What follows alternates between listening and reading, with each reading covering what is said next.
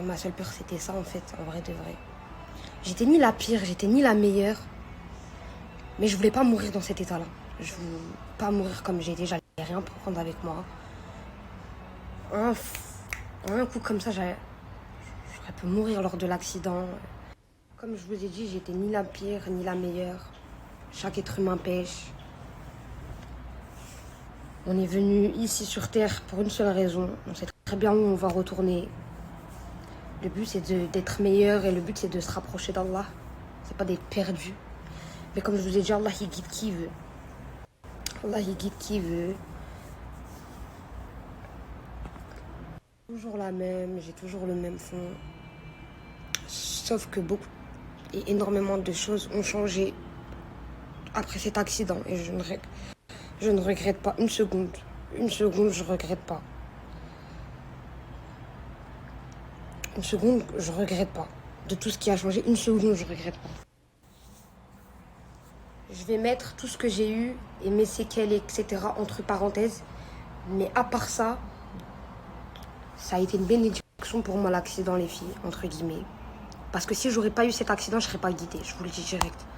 Je préfère vous le dire, ça sert à rien de se voiler la face. Si j'aurais pas eu ça dans ma vie, je serais pas guidée.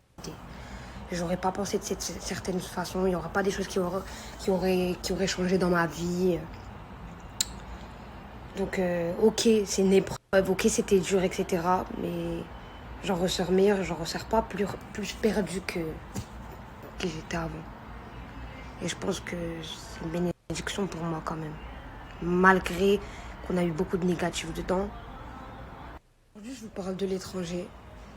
Sachez que je suis restée en France. L'accident s'est passé en février. Ça fait déjà 4 mois, les filles. Je suis restée en France jusqu'au mois d'avril. Au mois d'avril, je suis partie faire la chose que j'avais énormément besoin. Parce que lors de l'accident, les filles, je me suis fait opérer plusieurs fois. Mais lors de l'accident, les filles, j'ai eu un flashback.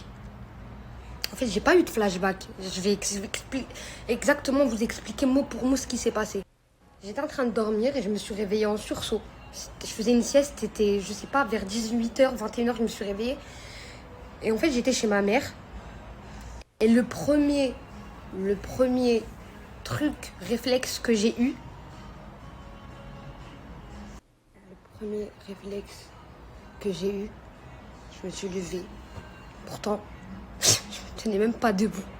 Je me suis levée et j'ai dit à ma mère, maman, je monte chez papa. Et elle n'a pas compris.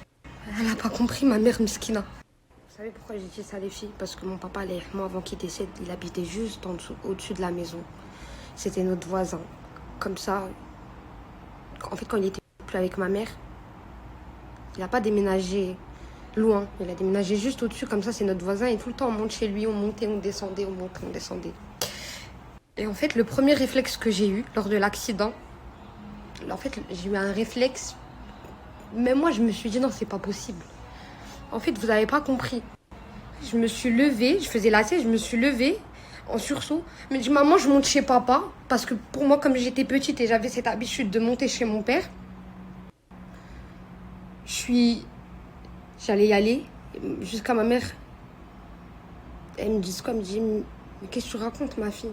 Papa, il est parti. Et en fait, c'est comme une deuxième balle dans le cœur. J'ai revécu ce que j'ai vécu en 2018. En fait, vous n'avez pas compris. J'allais juste monter chez papa, je voulais juste lui dire quoi? Papa, mais t'as pas su? Papa, j'ai fait un accident, j'allais mourir. J'allais dire ça. Wallah, même quand je vous parle là, ça me tue de l'intérieur. Et jusqu'à ma mère, elle me remette à la réalité, elle me dise que mon père, il est parti. J'allais monter où je veux en haut, il n'y a plus de papa.